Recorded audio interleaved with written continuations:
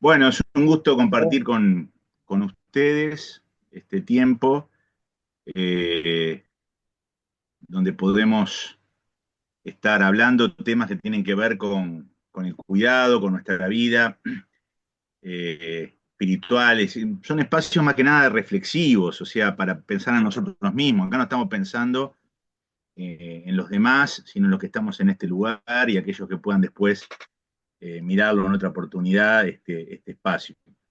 Eh, Ahí tenemos la presentación que hacemos siempre de este espacio de cuidado integral dentro de acá del ministerio y después al final vamos a hablar un poquito de esto. Bueno, vinieron todos en la invitación que vamos a hablar de liderazgo consciente cuando se vive en piloto automático y queremos tratar el tema de vivir en piloto automático. Si vamos a una definición del diccionario, tiene que ver con actuar y vivir de forma mecánica, es decir, hacer las cosas de una manera por inercia, automáticamente, sin pensar. No estamos detenidos en observar lo que estamos haciendo, ya estamos acostumbrados, como cepillarse los dientes, lavarse la cara, vestirse, lo que sea, lo hacemos en forma automática. También el ministerio puede caer en esa situación y vamos a estar explicando esto.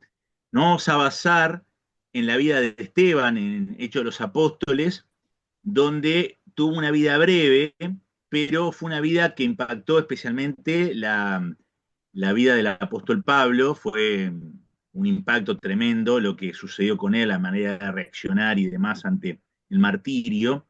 Eh, Él introdujo en esa explicación, allí en el capítulo 7 de Hechos, ideas claras sobre lo que es la función del templo, sobre lo que es la función de la ley en la actualidad, la ley de Moisés y lo que es Cristo para nosotros.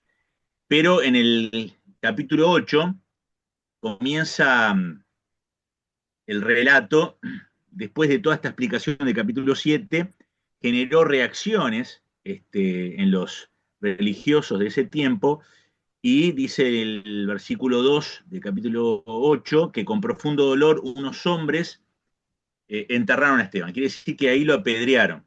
¿eh? Y Saulo, dice el texto, fue uno de los testigos y estuvo totalmente de acuerdo con el asesinato de Esteban. Ese día comenzó, a partir del martirio de Esteban, una gran ola de persecución que se extendió por toda la iglesia de Jerusalén, y todos los creyentes, excepto los apóstoles, fueron dispersados por las regiones de Judea y Samaria. Entonces, acá tenemos un mártir que predicó de una interpretación acertada sobre el rol de las tres patas fundamentales del judaísmo, pero desde otro punto de vista, al cual los judíos religiosos no estaban dispuestos a aceptar. Eh, y ellos, especialmente liderados por Saulo, comenzaron a terminar a todos los seguidores del camino, los cristianos que nosotros definimos hoy. Saulo, que luego fue el apóstol Pablo, fue, según el relato y según él mismo cuenta, fue discípulo de Gamaliel, donde Gamaliel tuvo una enseñanza de una manera bastante equilibrada. Era una persona un poco abierta a la manera de interpretar los eventos espirituales, totalmente diferente a la violencia que tenían los judíos. Sin embargo, Saulo esa parte no la entendió, y él aprobó lo que estaba pasando acá. O sea, tirarle piedras a Esteban, para él estaba bien. Y tener una estrategia eficaz de persecución, ir por todos lados, por todos los lugares conocidos, para acabar con la gente que pensara igual que Esteban, era algo que era correcto y que agradaba a Dios. Parece una mentira, una cosa sin sentido, pero así lo veía Saulo. ¿eh? Eh, entonces, este martirio dio el puntapié inicial a esa persecución, y dice el versículo 3, estoy leyendo Hechos 8, iba de casa en casa Saulo y sacaba a rastras tanto a hombres como a mujeres y los metía en la cárcel. La versión, la Reina Valera dice asolaba, lo que significa de destruir, arruinar por completo. Es decir, cuando se refiere a esta palabra en la Biblia, es arruinar una ciudad por completo. Quiere decir que él estaba dispuesto a eliminar a todos los cristianos, a todos los que pensaran así, desde el lugar sagrado que para ellos eran las regiones donde estaba el judaísmo de una manera puntual, digamos, concreta y presente. Entonces ellos querían destruir con todo esto. Ya Jesús lo había dicho, que si con él hicieron eso, lo persiguieron y lo llevaron a una cruz, también iba a suceder con sus seguidores. Quiere decir que ya había una alerta y una anticipación de Jesús de que esto iba a suceder.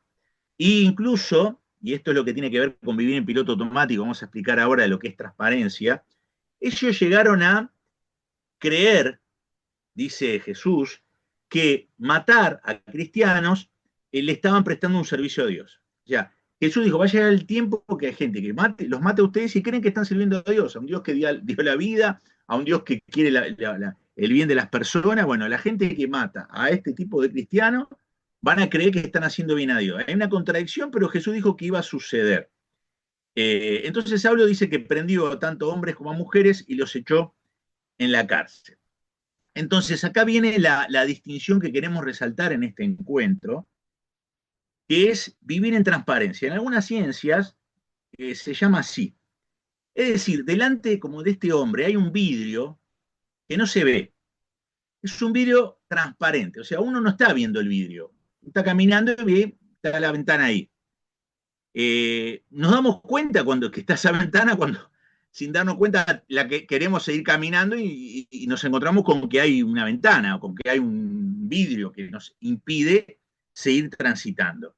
Entonces, vivir en transparencia para estas ciencias es no darse cuenta, y esto nos compete a los pastores y a los siervos, no darnos cuenta de que estamos, sin darnos cuenta, siguiendo una creencia que no es 100% bíblica, aunque tiene connotaciones bíblicas, y una creencia, digámosle, tóxica, por dar una palabra más clara o más entendible, una creencia que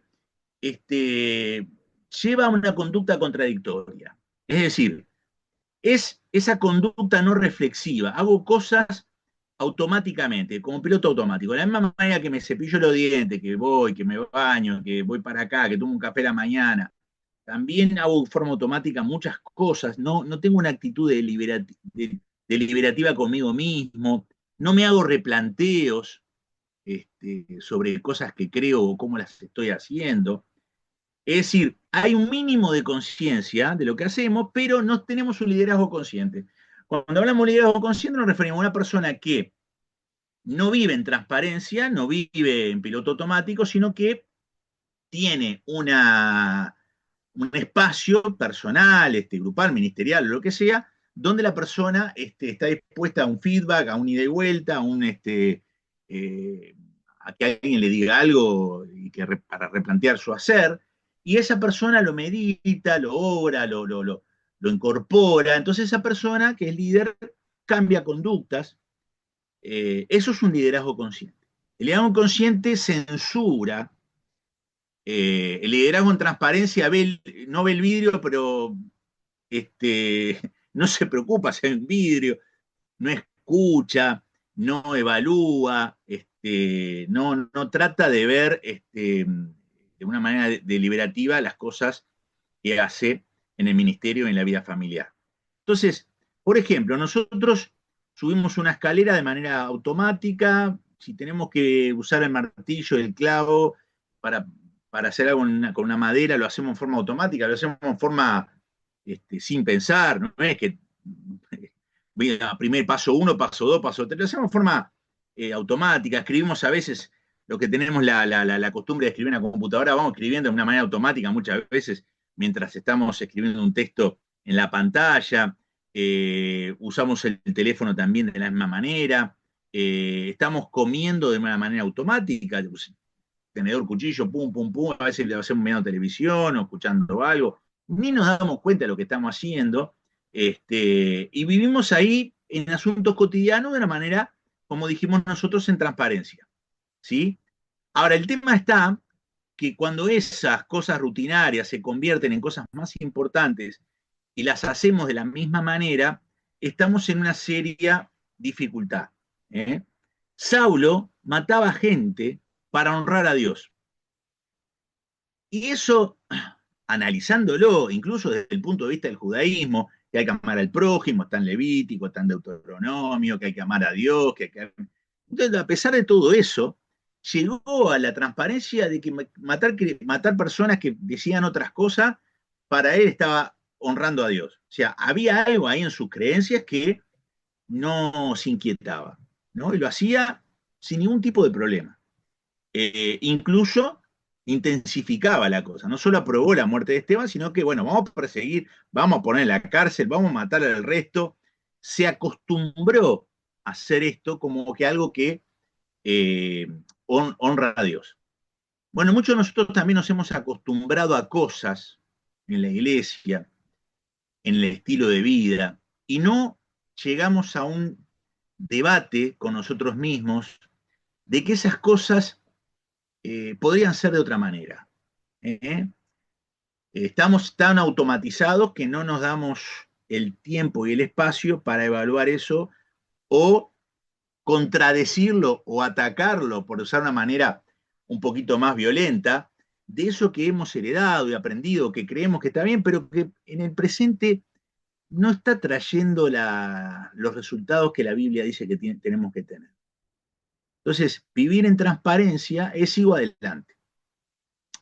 No me replanteo. Y empiezo a buscar culpables. Generalmente los culpables son la gente, generalmente los culpables es la sociedad, es el estilo de gobierno que nos tocó, el país que nos tocó.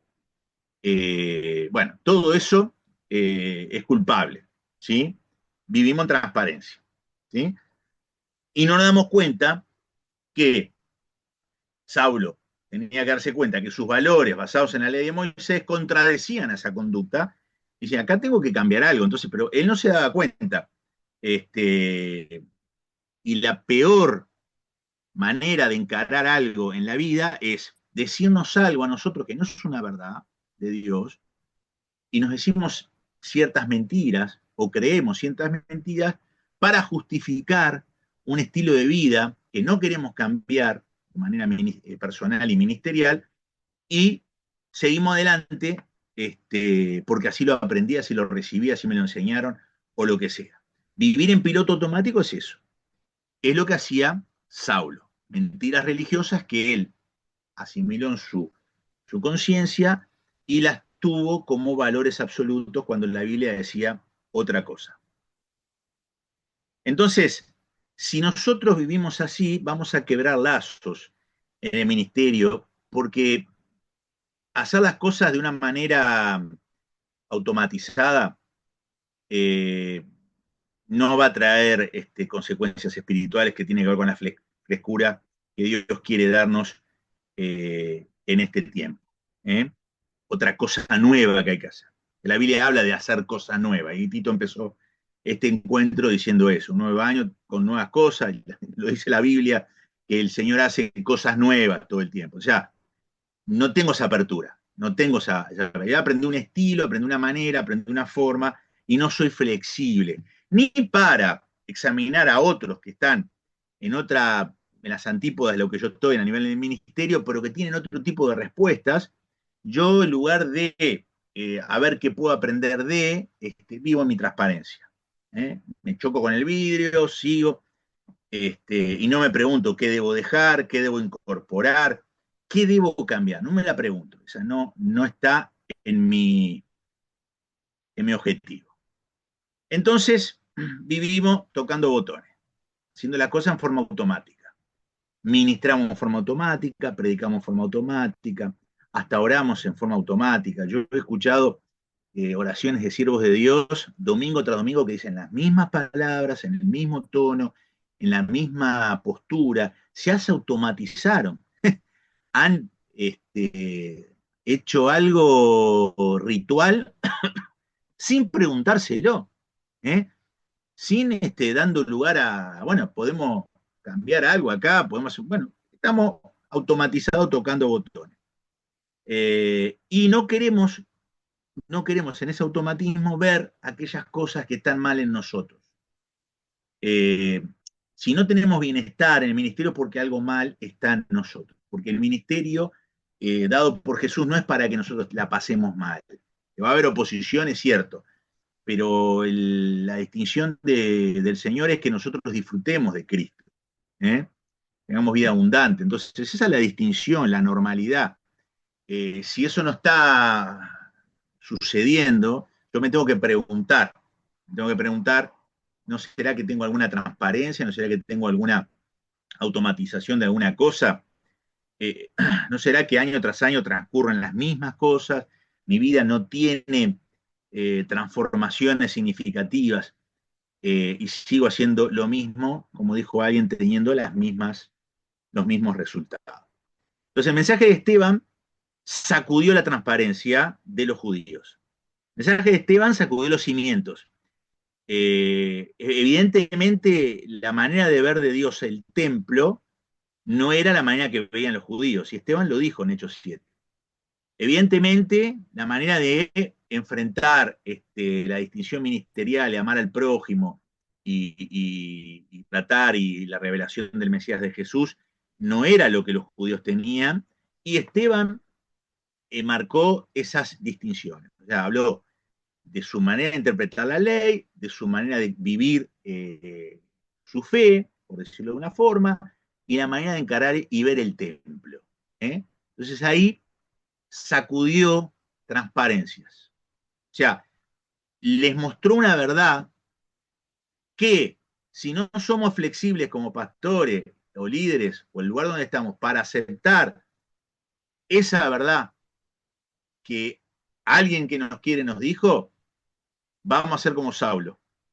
Vamos a aniquilar esa voz. ¿Sí? De alguna manera. No hablo de violencia, hablo de diferentes maneras. Y sucede acá. Acá Esteban dijo eso y fue un mártir joven. Ahora, de una manera hiperbólica, dice, tenemos que usar algunos lenguajes bíblicos, que cuando dice todos se fueron de Jerusalén, en realidad es una hipérbole. En realidad lo que pasó allí es que todos los de habla griega, habían judíos de habla hebrea, Hechos 6 nos habla de eso, de habla griega. Los de habla griega tenían ciertos problemas con lo de habla hebrea, con el reparto a las viudas y demás. Parece ser, Esteban estaba dentro de los de habla griega, parece ser que empezó Saulo a perseguir a los judíos de esa clase. No es que todos se fueron. ¿Ah? Los biblistas hablan de eso, que es una hipérbole, diciendo, bueno, una gran cantidad sí se fue de Jerusalén. Quiere decir que hubo un sacudón en la iglesia bastante importante, porque alguien se atrevió a decir algo que no se animaba a nadie a decirlo o no se daban cuenta. Un mensaje, una predicación que trajo un sacudón muy fuerte entre los judíos.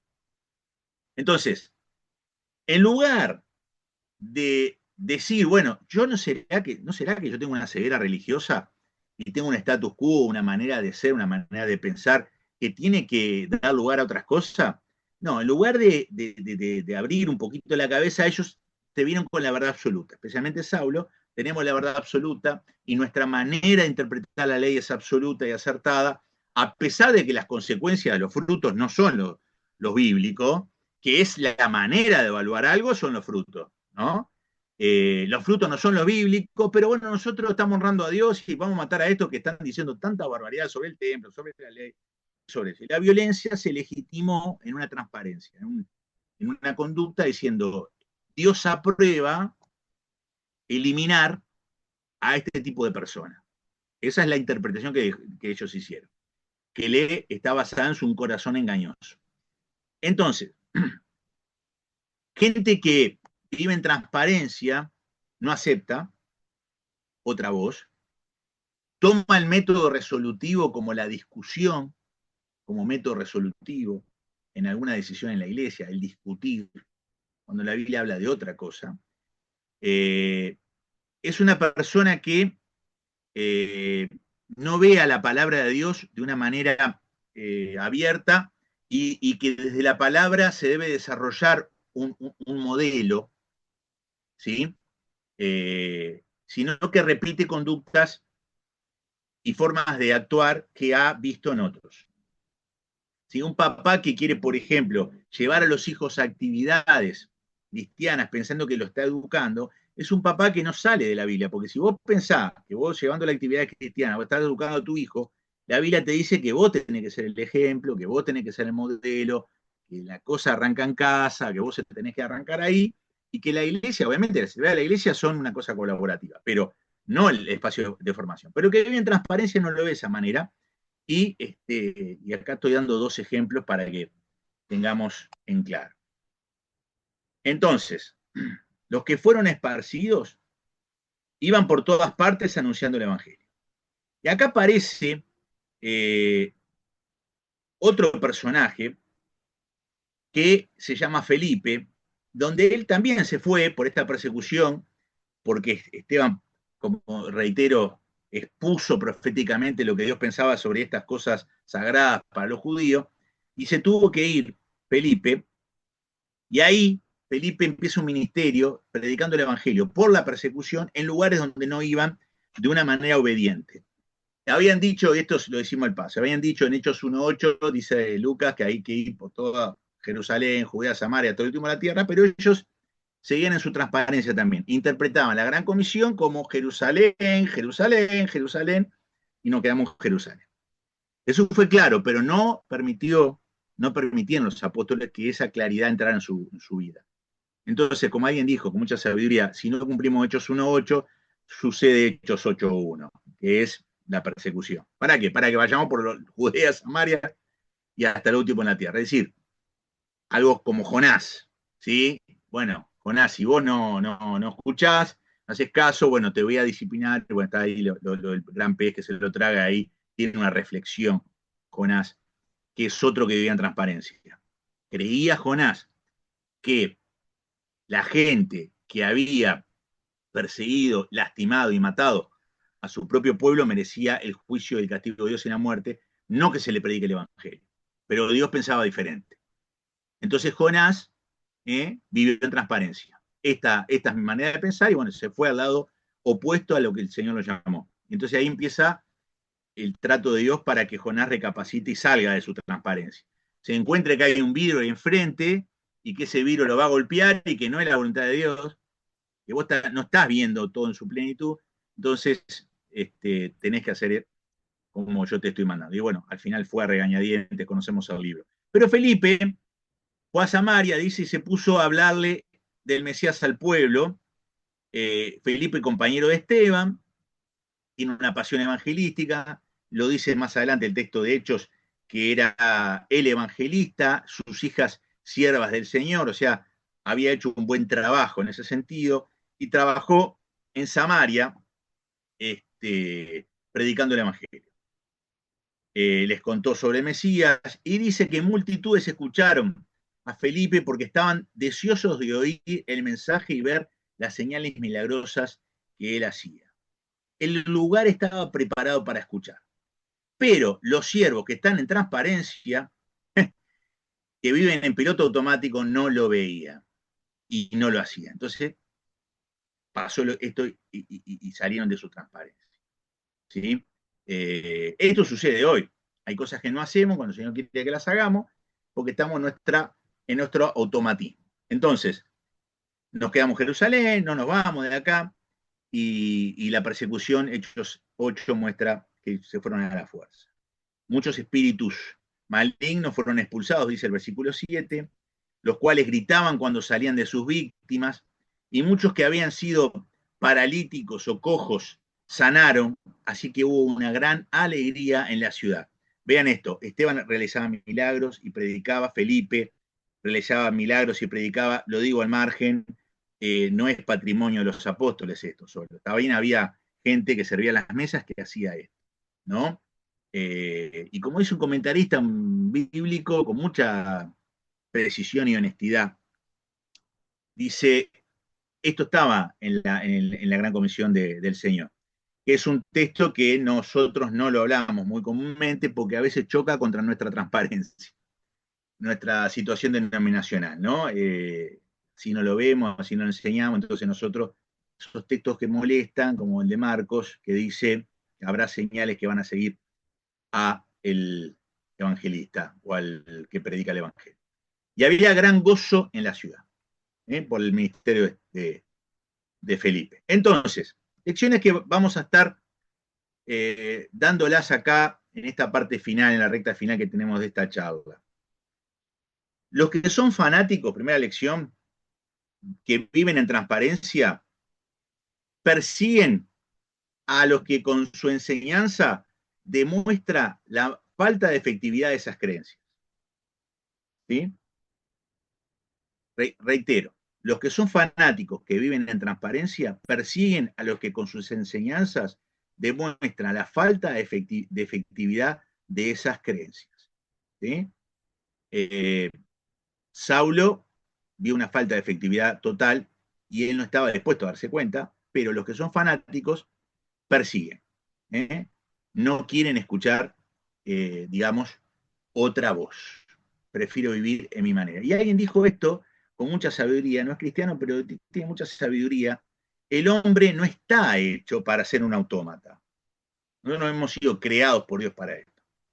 Pero si se convierte en eso, la base de su salud mental queda destruida. Es una persona, un líder que pierde salud mental.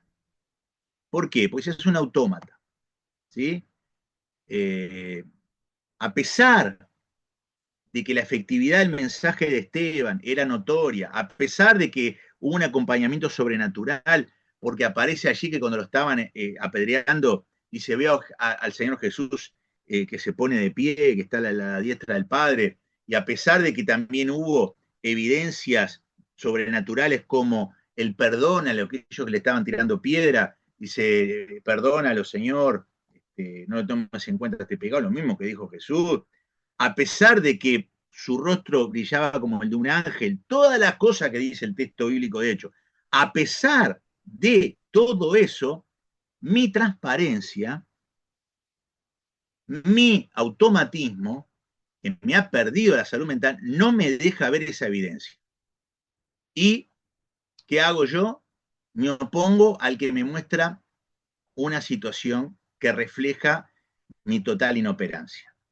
¿Sí?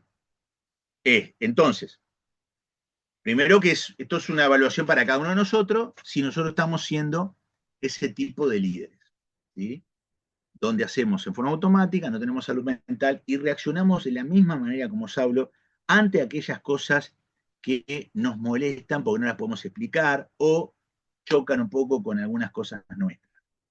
¿Sí? Esa es la primera lección.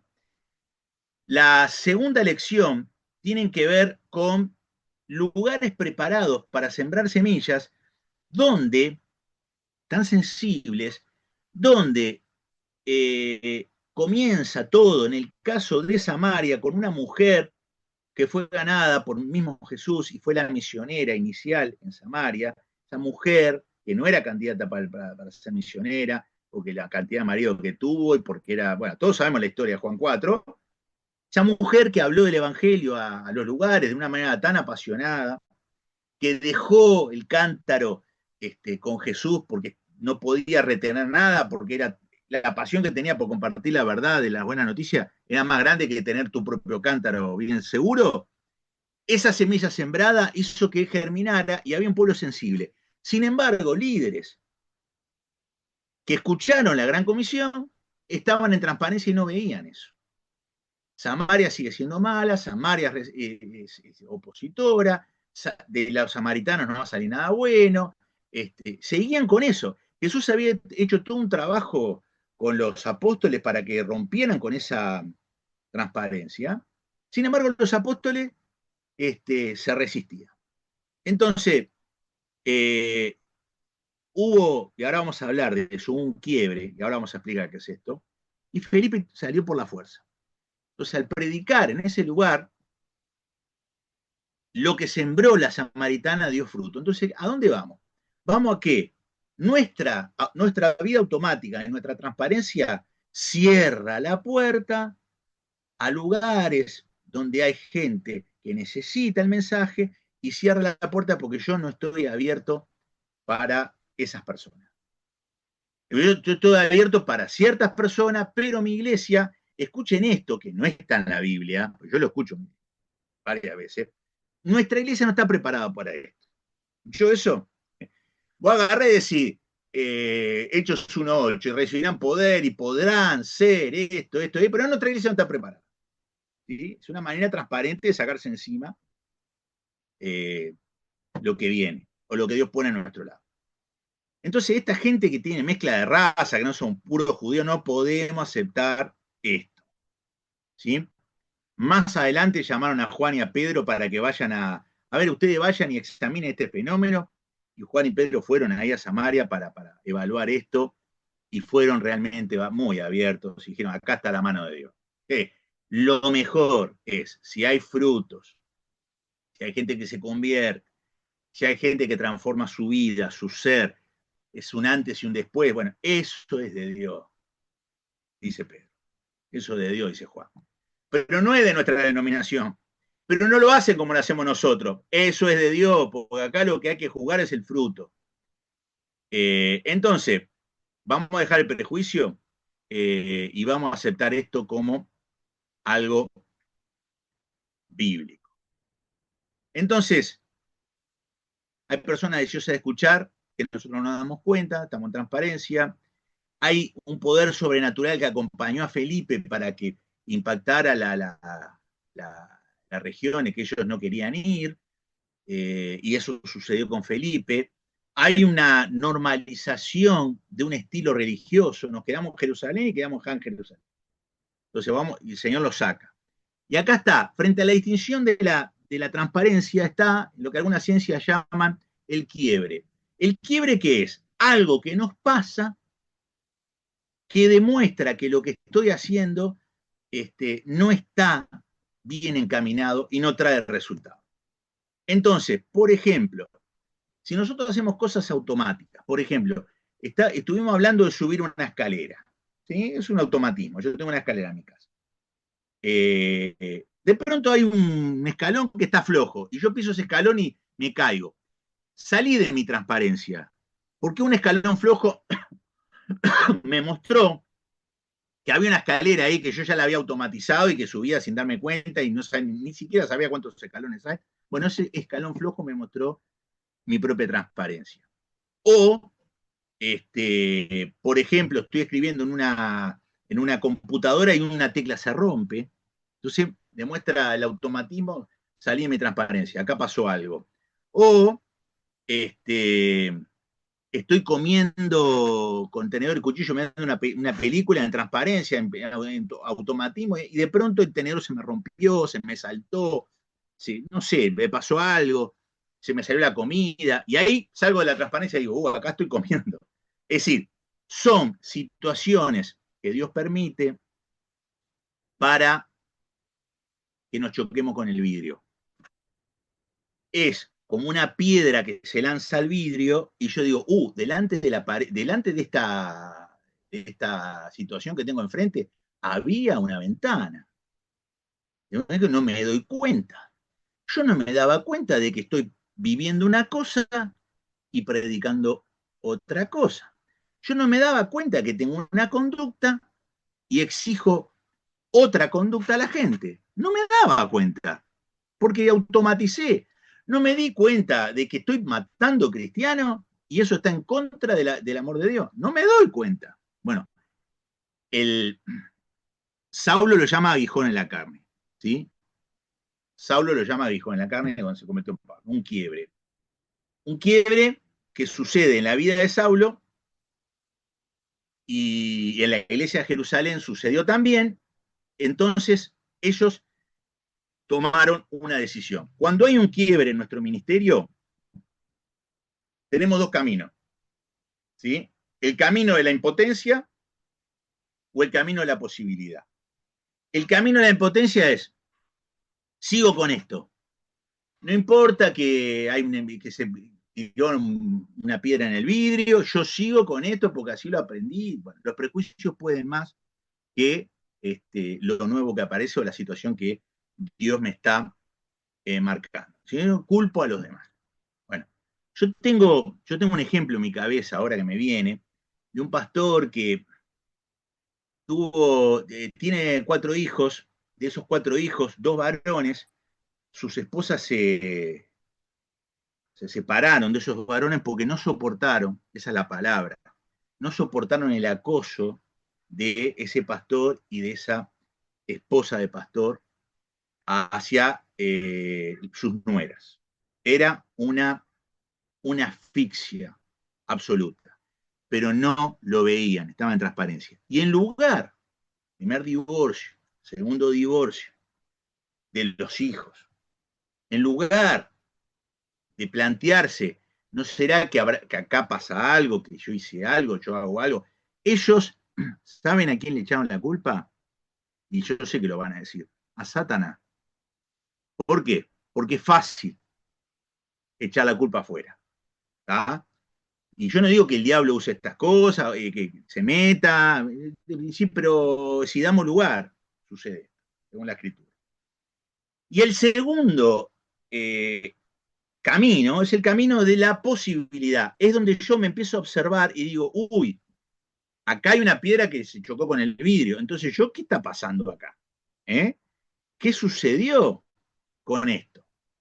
Entonces, acá tiene que suceder esto. O yo sigo el camino de la impotencia y salto por encima del quiebre y sigo una línea y sigo en el ministerio, mis 2 hijos se divorciaron, pero Satanás, pero no sé cuánto, pero esto, y sigo, se va uno, se va otro líder, cosas que pasaron en ese lugar. No, la gente no acepta el ministerio, la gente es dura, la gente se aparta del Señor, todas son las explicaciones que daba. Y sigue dándose pasto, después de 40 años en el ministerio. Puso una flecha por encima del quiebre.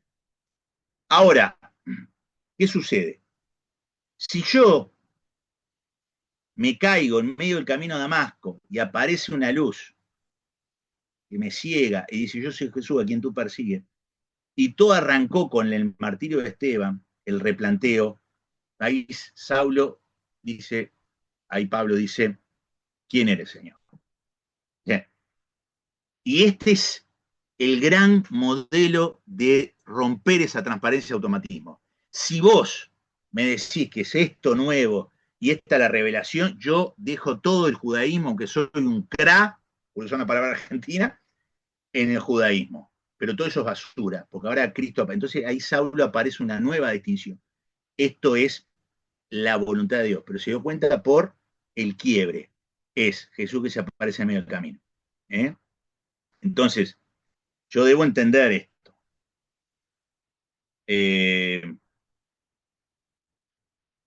Yo me pregunto cosas, por ejemplo, si estamos dispuestos a caminar de una manera humilde cuando hay un quiebre.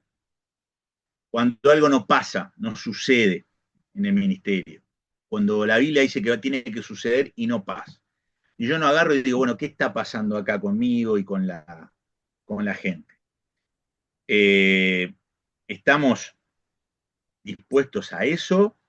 A ser como Saulo y decir, bueno, acá hay algo que yo tengo que cambiar y hay una nueva manera de ver las cosas que yo las tengo que dejar y una manera de pensar que no son acordes a la Biblia.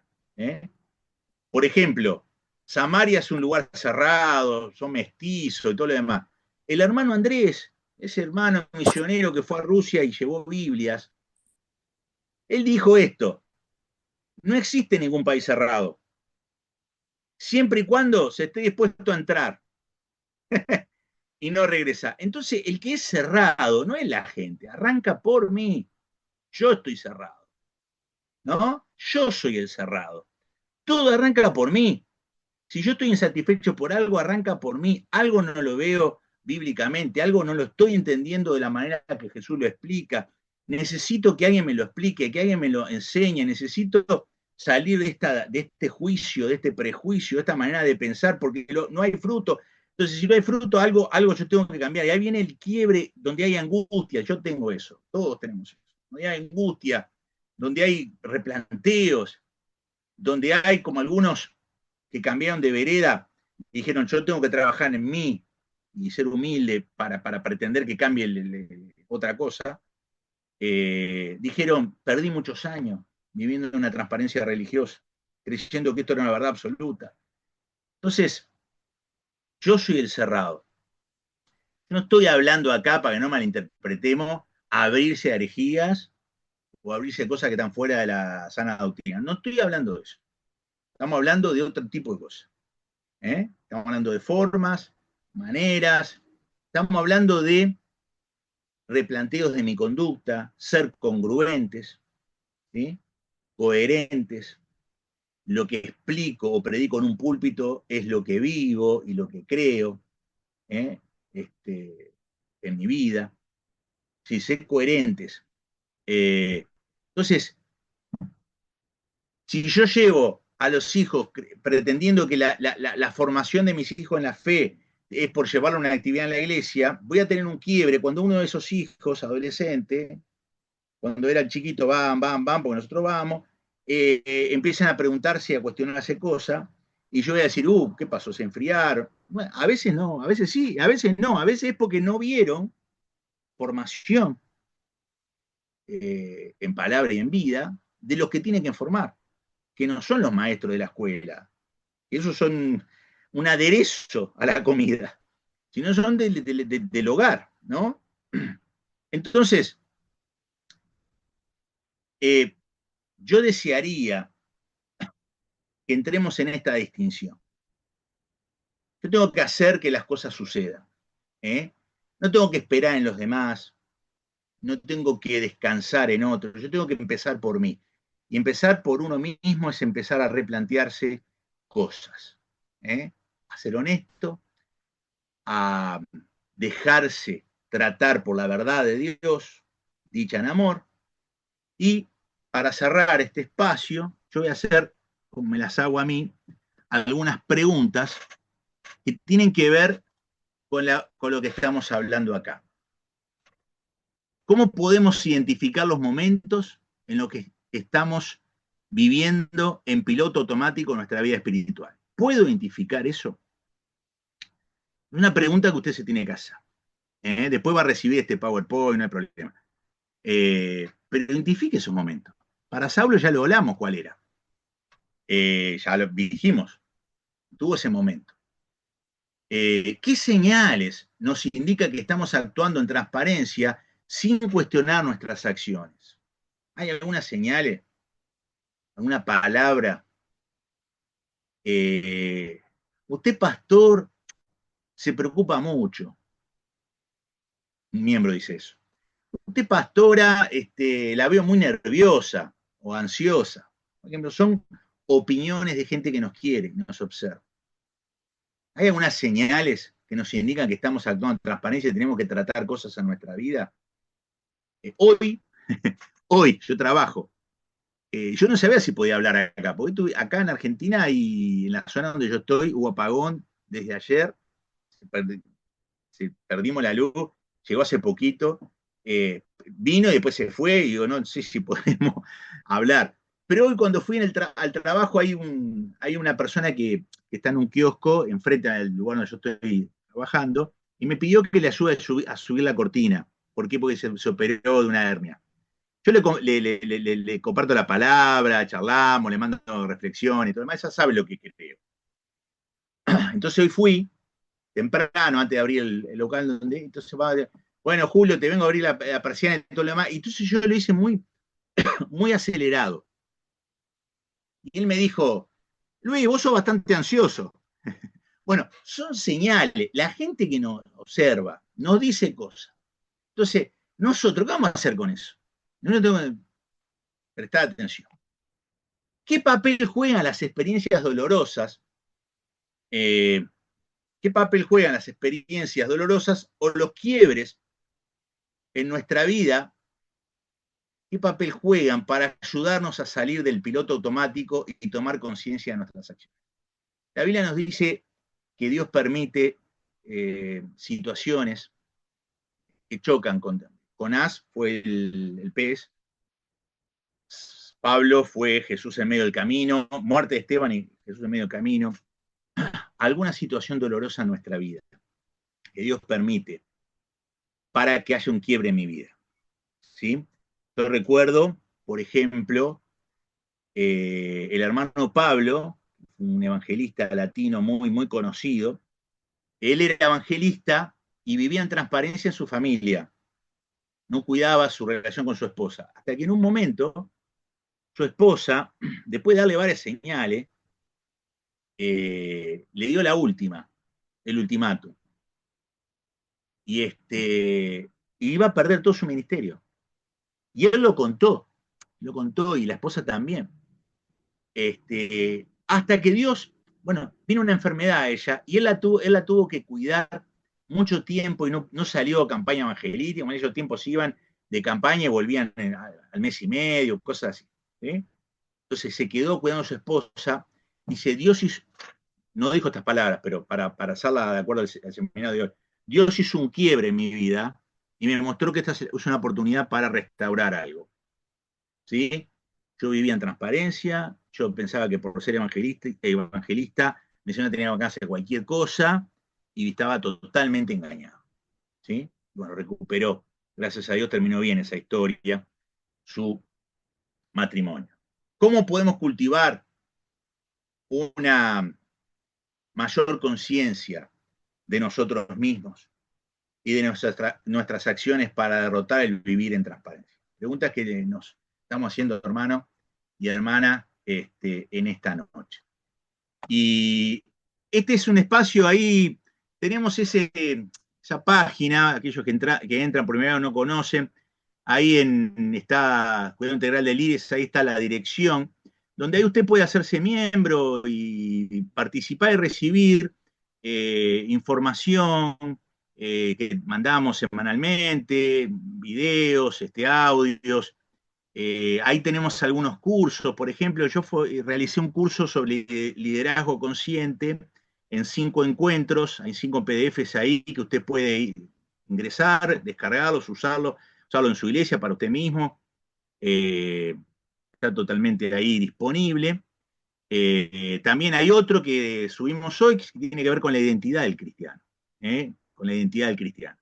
Y hay otro de Sanando las heridas y demás. Usted ahí se puede ingresar y puede hacerse miembro y participar. Si hay un grupo de WhatsApp que tenemos acá, donde también mandamos cosas, hay gente que está en el grupo de WhatsApp y no está en la página, hay gente que está en la página y no está en el grupo de WhatsApp, mandamos cosas para, para la comunidad que tenga un grupo de WhatsApp. Ahí tenemos esa posibilidad de seguir recibiendo cosas como esta, más allá de estos encuentros, hay otras cosas que pueden rescatar ahí. Así que bueno, que el Señor les bendiga, Tito.